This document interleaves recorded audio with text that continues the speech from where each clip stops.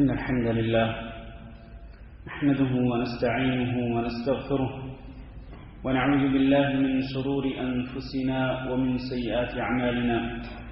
من يهده الله فلا مضل له ومن يضلل فلا هادي له. وأشهد أن لا إله إلا الله وحده لا شريك له وأشهد أن محمدا عبده ورسوله. اللهم صل على محمد وعلى آل محمد كما صليت على إبراهيم وعلى آل إبراهيم إنك حميد مجيد. اللهم بارك على محمد وعلى آل محمد كما باركت على إبراهيم وعلى آل إبراهيم إنك حميد مجيد. أما بعد فإن خير الحديث كتاب الله وخير الهدي هدي محمد صلى الله عليه وسلم وشر الأمور محدثاتها وكل محدثة بدعة وكل بدعة ضلالة وكل ضلالة في النار. أعوذ بالله من الشيطان الرجيم. يا أيها الذين آمنوا اتقوا الله حق تقاته ولا تموتن إلا وأنتم مسلمون. يا أيها الناس اتقوا ربكم الذي خلقكم من نفس واحدة وخلق منها زوجها وبث منهما رجالا كثيرا ونساء واتقوا الله الذي تساءلون به والأرحام إن الله كان عليكم رقيبا. يا أيها الذين آمنوا اتقوا الله وقولوا قولا سديدا يصلح لكم أعمالكم ويغفر لكم ذنوبكم ومن يطع الله ورسوله فقد فاز فوزا عظيما. انتہائی معزز اور مکرم دوستوں اور بھائیوں اور مکرمات و معززات ماؤں بہنوں بیٹیوں اور خواتین اسلام، ابھی رمضان المبارک کا مہینہ گزرا جس میں اللہ رب العزت نے اپنے بے شمار بندوں کو دین اسلام کا ایک فریضہ ادا کرنے کی توفیق دی، اور وہ فریضہ ہے ماہ مبارک کے روزے رکھنا. تو اللہ رب العزت نے ماہ مبارک کے روزے رکھنے کی توفیق دی. اس کے ساتھ ساتھ اللہ رب العزت نے دیگر عبادات کی بھی توفیق دی، کسی کو زیادہ تو کسی کو کم. ہم اللہ تعالیٰ سے یہ دعا کرتے ہیں کہ اللہ رب العزت ہماری یہ ٹوٹی پھوٹی عبادات قبول فرمائے، اور اللہ رب العزت اپنی بارگاہ میں ہماری اس حقیر سی کوشش کو اللہ رب العزت شرف قبولیت سے نوازے. اور ہم سے جو کمی کوتاہی رہ گئی، اور یقیناً ہم سے بہت زیادہ کمی کوتاہی رہی، ہم اس کا اعتراف کرتے ہیں اللہ رب العزت کی بارگاہ میں. تو اللہ تعالیٰ سے یہی دعا کرتے ہیں، التجا کرتے ہیں، اللہ تعالیٰ سے اپیل کرتے ہیں کہ اللہ اپنے فضل و کرم سے ہماری کوتاہیوں کو درگزر فرما دے، اور اللہ رب العزت ہم سب کے گناہوں کو معاف فرما کر ہمیں اور ہمارے ماں باپ اور ہمارے بیوی بچوں کو جنت الفردوس کے وارثوں میں شامل فرمائے. عبادات کا جو سلسلہ شروع ہوا، جس طرح میں نے پرسوں خطبہ عید الفطر میں عرض کیا تھا کہ وہ سلسلہ کنٹینیو رہنا چاہیے اور وہ سلسلہ جاری رکھنا چاہیے، اس میں انقطاع نہیں آنا چاہیے.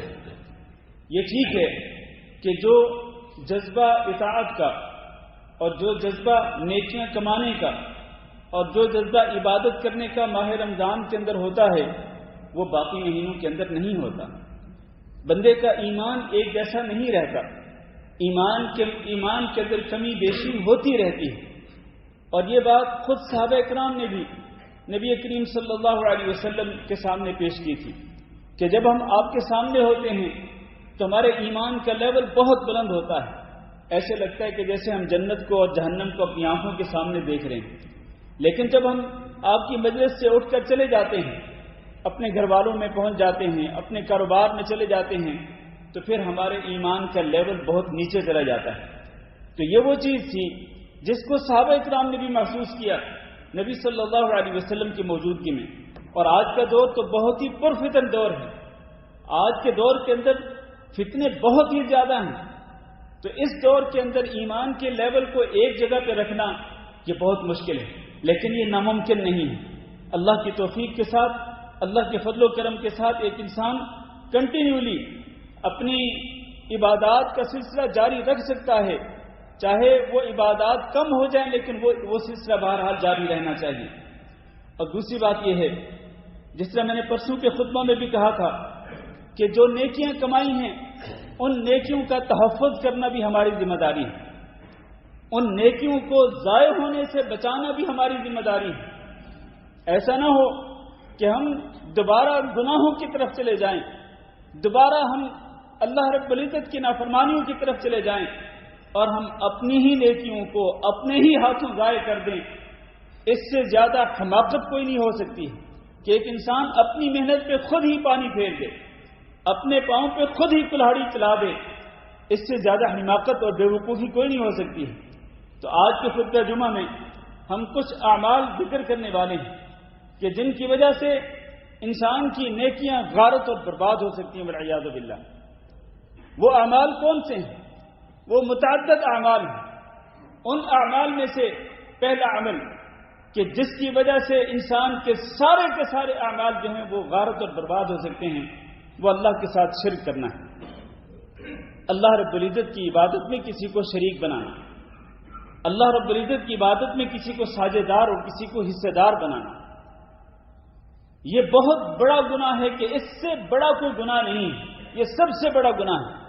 اللہ رب العزت نے قرآن مجید کے اندر واضح الفاظ کے اندر یہ ذکر فرمایا کہ جو بندہ شرک کرتے کرتے مر جاتا ہے اور اس نے موت سے پہلے توبہ نہیں کی، توبہ کر لیتا تو اللہ تعالیٰ شرک جیسا گناہ بھی معاف کر دیتا، لیکن اس نے توبہ نہیں کی اور اسی پر ہی اس کی موت آ گئی، اس کے بارے میں اللہ تعالیٰ نے واضح اعلان کر دیا کہ اس کے گناہ کو قیامت کے دن اللہ رب العزت معاف نہیں فرمائے گا اور اس کا ٹھکانہ ہمیشہ ہمیشہ کے لیے جہنم ہوگا والعیاذ باللہ۔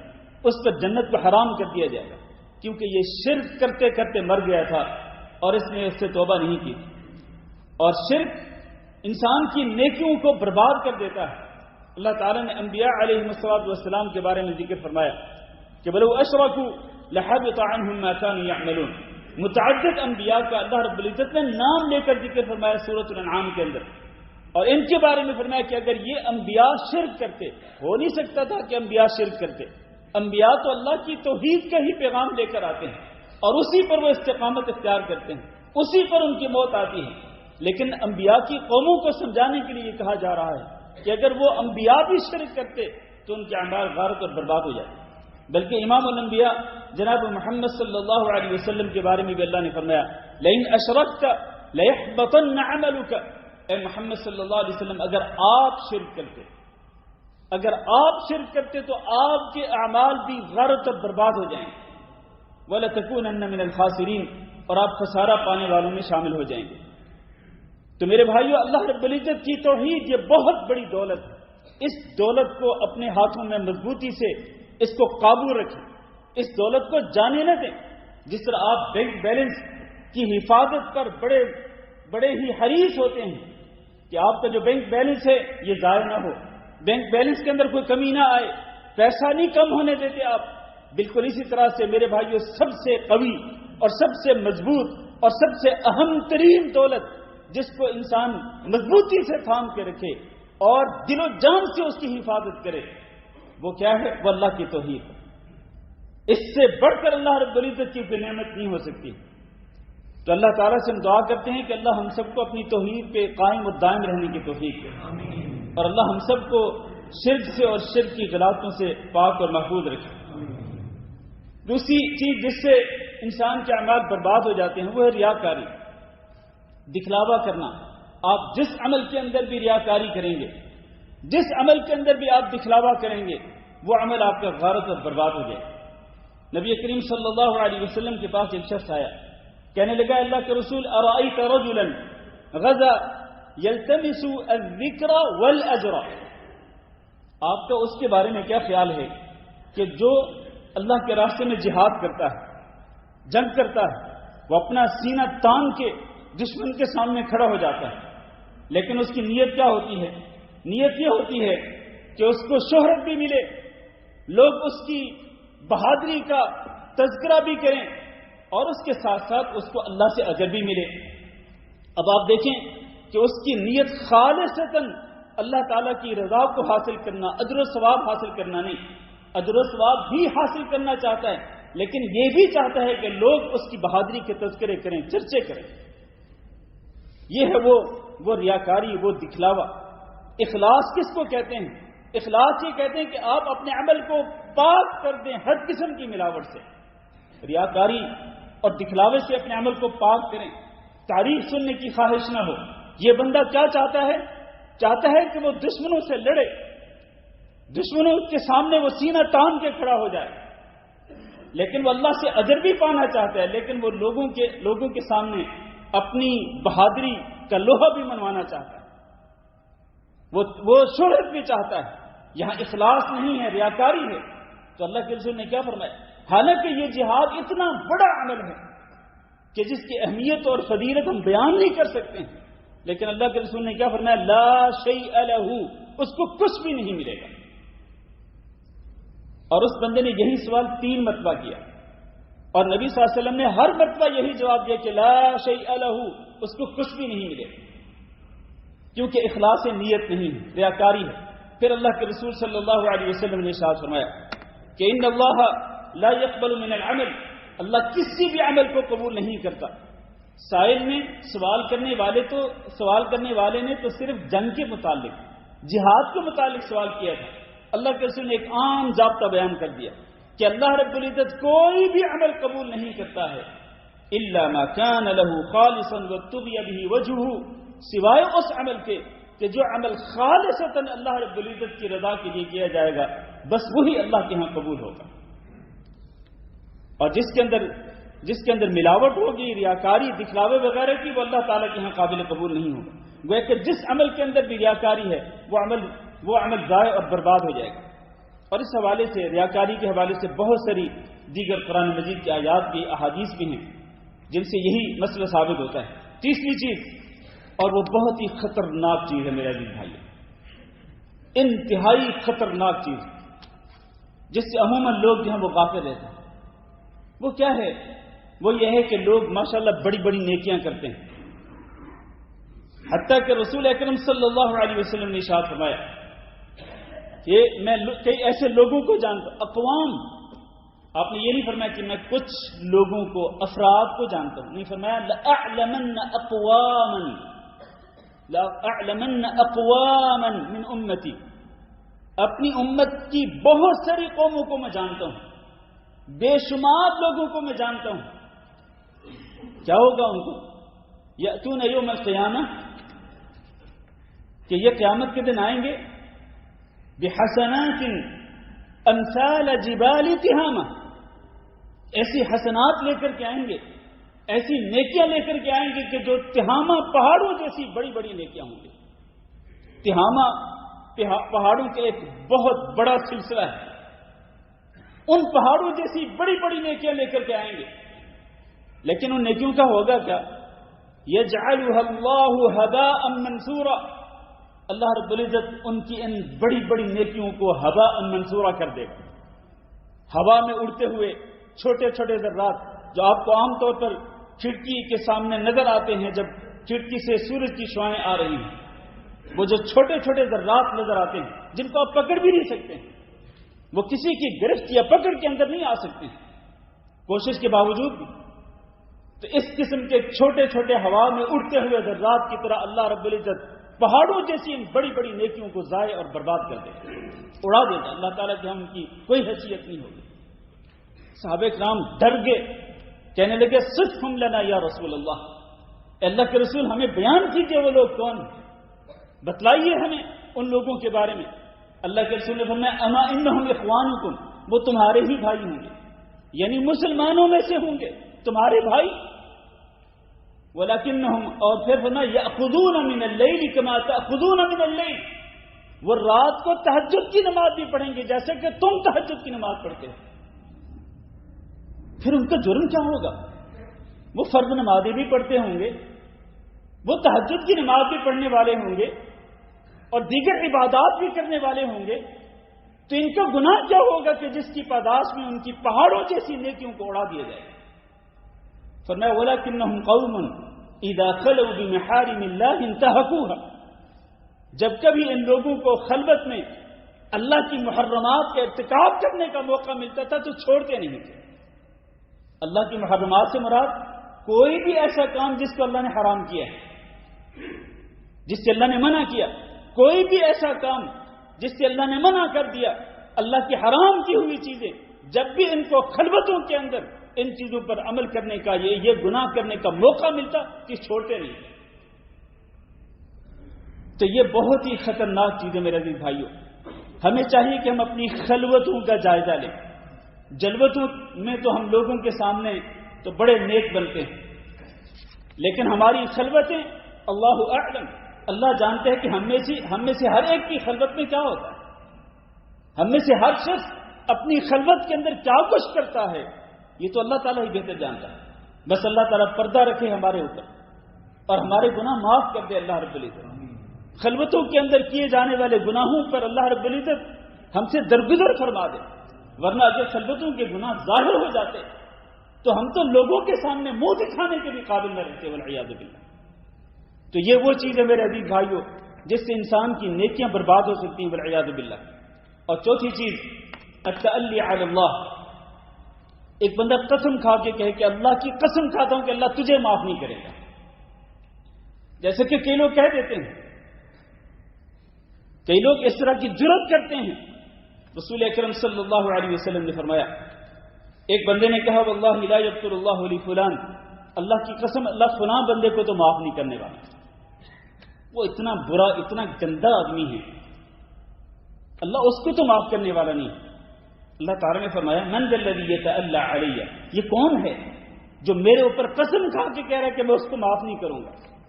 فرمایا انی قد غفرت لہ، جاؤ میں نے اس کو معاف کر دیا، لیکن تیری اس بات کی وجہ سے میں نے تیرے سارے اعمال بغارت اور برباد کر دیے۔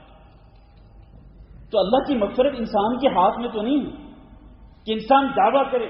اور میرے بھائیوں اس سے بڑی بات کیا ہو سکتی ہے کہ رسول اکرم صلی اللہ علیہ وسلم جب میدان احد میں تھے، جنگ احد میں، اور اس میں آپ کو معلوم ہے کہ 70 صحابہ کرام شہید بھی ہوئے، نبی صلی اللہ علیہ وسلم کے اپنے دندان مبارک بھی ٹوٹ گئے، اور آپ صلی اللہ علیہ وسلم کا چہرہ اندر زخمی بھی ہوا، آپ کے چہرے اندر سے خون بھی بہنے لگا۔ تو اللہ کے رسول نے کیا فرمایا تھا؟ فرمایا تھا وہ قوم کیسے کامیاب ہوگی جو اپنے نبی کے چہرے کو زخمی کر دیتی ہے۔ نبی صلی اللہ علیہ وسلم کی یہ بات اتنی ناپسند آئی اللہ رب العزت کو کہ اللہ رب العزت نے قرآن مجید کے اندر وہ آیت نازل فرما دی، لیس لک من الامر شیء، اے نبی صلی اللہ علیہ وسلم آپ کے اختیار میں کچھ نہیں ہے کہ آپ یہ کہیں کہ وہ قوم کیسے کامیاب ہوگی کہ جو اپنے نبی کے چہرے کو زخمی کر دے، آپ کے اختیار میں کچھ نہیں۔ پھر آگے کیا فرمایا؟ لیس لک من الامر شیء او یتوب علیہم او یعذبہم فانہم ظالمون، ہو سکتا ہے کہ اللہ رب العزت ان میں سے بہت سے لوگوں کو توبہ کرنے کی توفیق دے دے، وہ مسلمان ہو جائیں، اور ہو سکتا ہے کہ اللہ رب العزت ان کو عذاب دے کیونکہ یہ ظالم ہیں، انہوں نے ظلم کیا ہے کہ اپنے نبی کے چہرے کو زخمی کیا۔ لیکن ہو سکتا ہے کہ اللہ رب العزت ان میں سے بہت سو کو اللہ تعالیٰ توبہ کرنے کی اور اسلام قبول کرنے کی توفیق دے دے۔ اور ہوا بھی ایسے وہ لوگ جو کہ جنگ احد کے اندر نبی صلی اللہ علیہ وسلم کے خلاف لڑ رہے تھے، بعد میں وہ مسلمان ہو گئے، ان میں سے خود ابو سفیان رضی اللہ تعالیٰ عنہ جو کہ کافروں کی فوج کو لیڈ کر رہے تھے، اس وقت کافر تھے۔ آپ کو پتہ ہی ہے کہ ابو سفیان اور ان کی بیوی نے کیا کچھ کیا تھا۔ تو اللہ کے رسول صلی اللہ علیہ وسلم کی یہ بات بھی اللہ رب العزت کو پسند نہیں آئی۔ تو آج میں اور آپ کس طرح کہہ سکتے ہیں کسی بندے کے بارے میں کہ وہ جو فلاں بندہ ہے نا، اس کو تو اللہ معاف نہیں کرنے والا؟ کون ہے کہ اللہ رب العزت کو اس طرح اپنے اختیارات کو چلانے کی جرات کر سکے؟ تو یہ وہ بات ہے، ایک لفظ جس طرح حدیث کے اندر آتا ہے نا، ایک بندہ ایک لفظ بولتا ہے، صرف ایک لفظ اللہ کی ناراضگی والا، اور اس کی وجہ سے وہ جہنم کے سب سے نچلے گڑھے کے اندر چلا جاتا ہے والعیاذ باللہ۔ اس لیے اپنے اعمال کی حفاظت کریں میرے عزیز بھائیوں، اور سوچ سمجھ کے انسان کو بولنا چاہیے۔ پانچویں چیز جو ہے وہ بھی بہت ہی خطرناک ہے، وہ یہ ہے کہ حقوق العباد، اللہ کے بندوں کے حقوق کو مارنا، اللہ کے بندوں کے حقوق کی حق تلفی کرنا، کسی کو گالی گلوچ کا نشانہ بنانا، کسی کو ناجائز مارنا، ظلم اور زیادتی کرنا، کسی سے فراڈ کرنا، دھوکہ کرنا، کسی سے جھوٹ بول کر اس کا مال ہتھیانا، قرضہ لے کر اس کو قرضہ واپس نہ کرنا، یہ مختلف طریقے ہیں بندوں کے حقوق کی حق تلفی کرنے کی. اور آج لوگ جرأت کے ساتھ، جسارت کے ساتھ لوگ جو ہے وہ حق تلفی کرتے ہیں اپنے بھائیوں کی، بلکہ اپنے محسنوں کی. جو احسان کرتا ہے آپ اسی کی حق تلفی کرتے ہیں، اسی کو ذلیل اور خوار کرتے ہیں. آپ کے سگے بہن بھائی، دوسروں کو چھوڑیں، سگے بہن بھائی، قریبی رشتہ دار، وہ آپ کو معاف نہیں کرتے ہیں. آپ ان کے ساتھ احسان کرتے ہیں لیکن وہ آپ کو معاف نہیں کرتے. جیسے موقع ملتا آپ کو ڈنگ مارتے ہیں.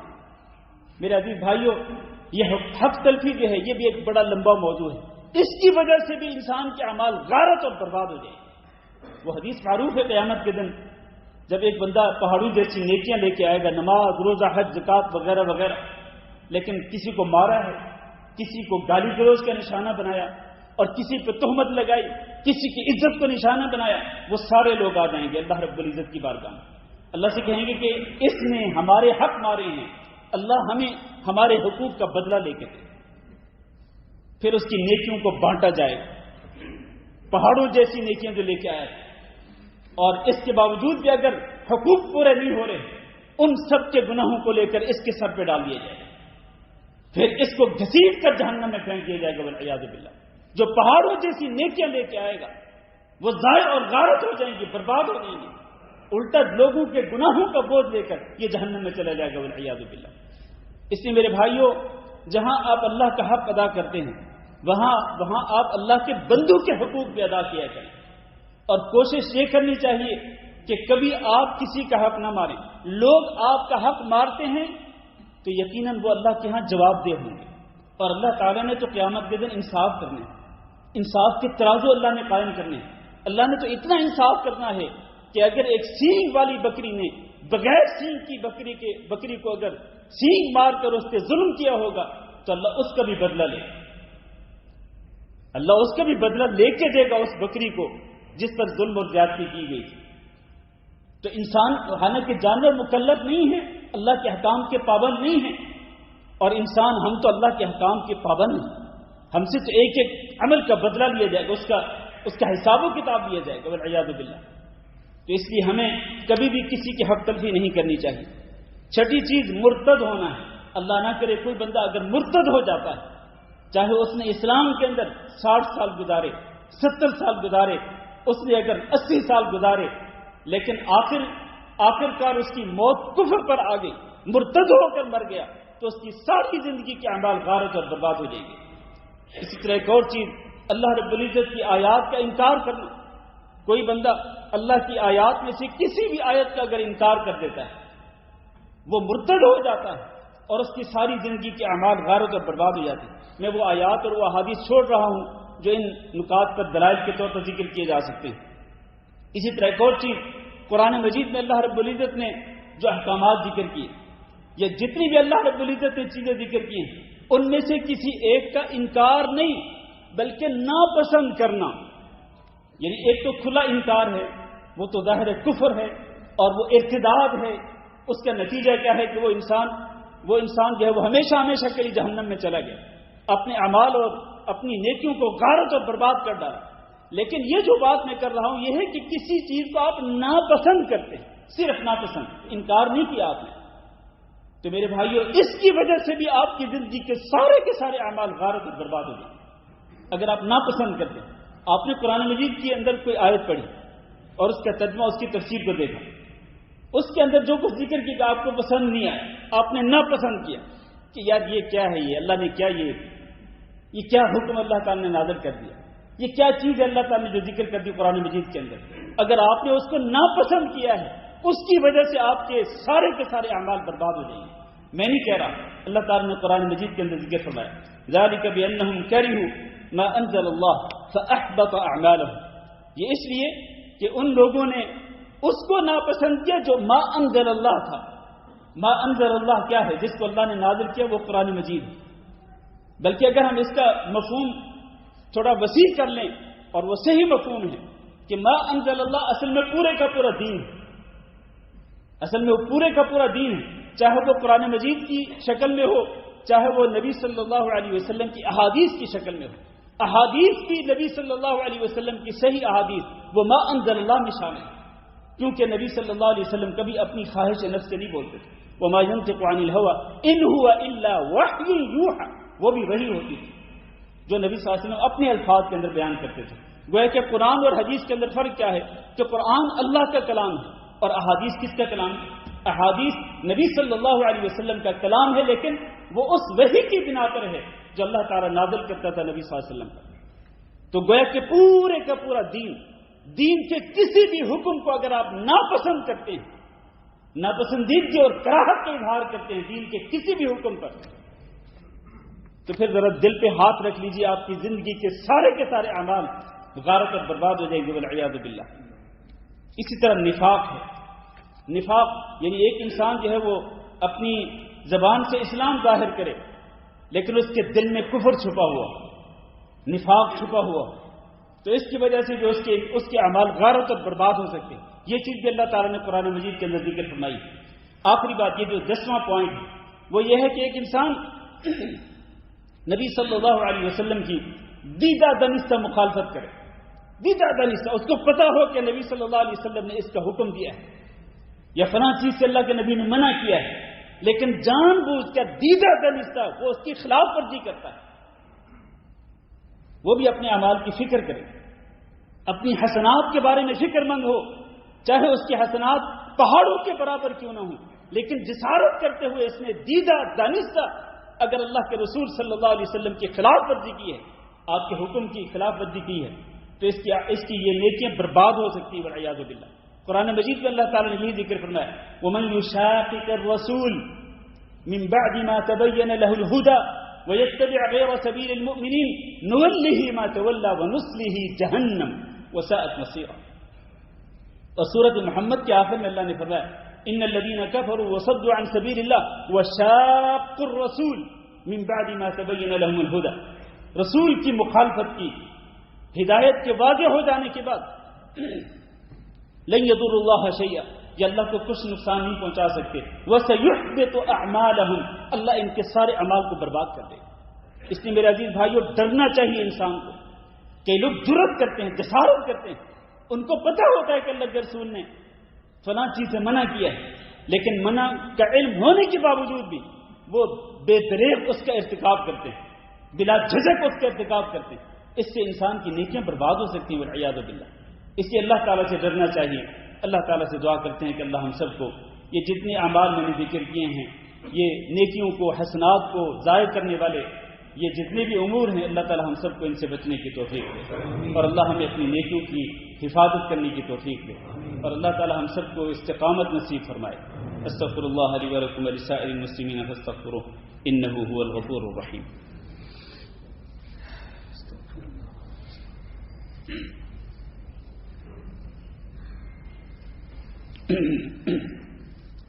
إن الحمد لله نحمده ونستعينه ونستغفره ونعوذ بالله من شرور أنفسنا ومن سيئات أعمالنا من يهده الله فلا مضل له ومن يضلل فلا هادي له وأشهد أن لا إله إلا الله وحده لا شريك له وأشهد أن محمدا عبده ورسوله. اللهم صل على محمد وعلى آل محمد كما صليت على إبراهيم وعلى آل إبراهيم إنك حميد مجيد. اللهم بارك على محمد وعلى آل محمد كما باركت على إبراهيم وعلى آل إبراهيم إنك حميد مجيد. أما بعد، مزید 3 امور ہیں جن کو میں خاص طور پر ذکر کرنا چاہتا ہوں، اور ان 3 امور کی وجہ سے بھی انسان کی نیکیوں کے پہاڑ ضائع ہو سکتے ہیں والعیاذ باللہ. ان میں سے ایک رسول اکرم صلی اللہ علیہ وسلم کی بے ادبی اور گستاخی کرنا. ایک تو یہ ہے کہ نبی صلی اللہ علیہ وسلم کی موجودگی میں گستاخی کرنا، جو اللہ تعالیٰ نے قرآن مجید کے اندر ذکر فرمائی لا ترفعوا اصواتکم فوق صوت النبی ولا تجهروا له بالقول كجهر بعضكم لبعض ان تحبط اعمالكم وانتم لا تشعرون. نبی کی آواز سے اونچی آواز میں بات نہ کیا کرو. لا ترفعوا اصواتکم، نبی کی آواز سے آپ اونچی آواز نہ کیا کرو، اپنی آوازوں کو بلند نہ کیا کرو. ولا تجهروا له بالقول كجهر بعضكم لبعض، اور نبی صلی اللہ علیہ وسلم کو اس طرح اونچی اونچی آواز سے نہ پکارا کرو جس طرح تم آپس میں ایک دوسرے کو پکارتے ہو. وہ کہ پکارنے کے لیے بھی ادب سکھلایا نبی صلی اللہ علیہ وسلم کو آپ نے کس طرح پکارنا. اللہ نے ادب سکھلایا, تعلیم دی ہے. مؤدب ہو کر باوقار طریقے سے بات کرنی ہے تو بات کرو رسول اللہ صلی اللہ علیہ وسلم سے, ورنہ ایسا نہ ہو ان تحبط اعمالکم کہ تم اتنی سی غلطی کر بیٹھو کہ تمہاری آواز نبی کی آواز سے بلند ہو جائے اور تم نبی کو اس طرح پکارو جس طرح تم آپس میں ایک دوسرے کو پکارتے ہو. اتنی سی غلطی کی وجہ سے ایسا نہ ہو کہ تمہارے سارے کے سارے اعمال غارت اور برباد ہو جائیں. یہ تو نبی صلی اللہ علیہ وسلم کی موجودگی میں تھا. اور آج نبی صلی اللہ علیہ وسلم کی گستاخی اور بے ادبی کیا ہو سکتی ہے؟ وہ یہ ہو سکتی ہے کہ آپ نبی صلی اللہ علیہ وسلم کی کوئی حدیث سنیں, نبی صلی اللہ علیہ وسلم کا کوئی ارشاد سنیں یا کسی کتاب کے اندر پڑھ لیں, وہ صحیح حدیث ہو, لیکن آپ اس کو ماننے کے لیے تیار نہ ہوں. آپ دیدہ دلیری کے ساتھ, جسارت کے ساتھ اس حدیث کی مخالفت کرنے پہ تل جائیں. تو اس کی وجہ سے بھی آپ غور کیجئے, اس کی وجہ سے بھی, نبی کی اس گستاخی کی وجہ سے بھی آپ کے اعمال غارت اور برباد ہو سکتے ہیں. اس لیے ذرا سنبھل کے چلیے میرے عزیز بھائیوں. آج سوشل میڈیا پہ بہت بڑے بڑے دھوکے ہو رہے ہیں.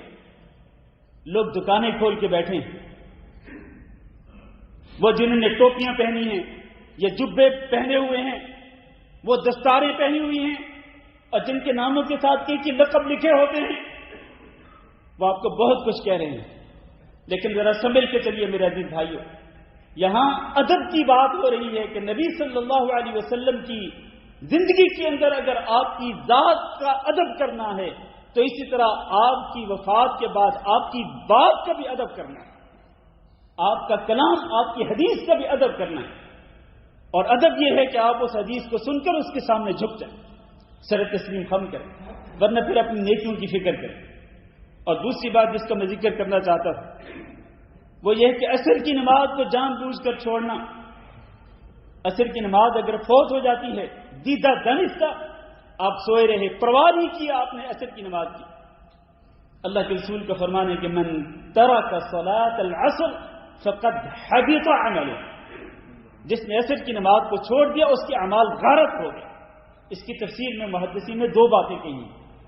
ایک تو یہ ہے کہ اس دن اس نے جتنی نیکیاں کی وہ ساری غارت ہوگی, اور دوسرا معنی یہ کہ اس کی پوری زندگی کے اعمال ایک دن کی عصر کی نماز کو چھوڑنے کی وجہ سے برباد ہو گئے, والعیاذ باللہ.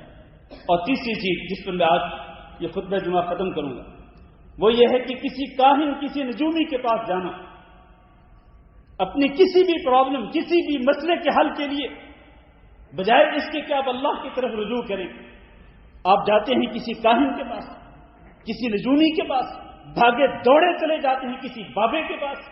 وہ فٹ پاتھ پہ بیٹھا ہوا انسان جو کہ فٹ پاتھ کی خواب چھان رہا ہے, وہ اپنی قسمت نہیں بدل سکا, لیکن آپ اپنی قسمت کو بدلوانے کے لیے اس کے پاس چلے جاتے ہیں.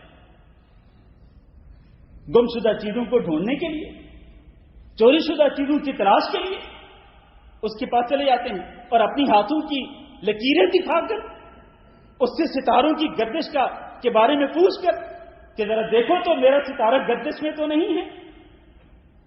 یہ ساری چیزیں اس کے پاس جا کر آپ اگر اس سے کوئی سوال کرتے ہیں, کوئی بات صرف پوچھتے ہیں, اس نے جو کچھ کہا وہ بات کا معاملہ ہے, آپ اس کو مانیں یا نہ مانیں, لیکن آپ نے صرف جا کے سوال کیا, ہاتھوں کی لکیریں دکھا کر, یہ کسی بھی طریقے سے سوال کرنے کی وجہ سے آپ کی 40 دن کی نمازیں غارت اور برباد ہو جاتی ہیں.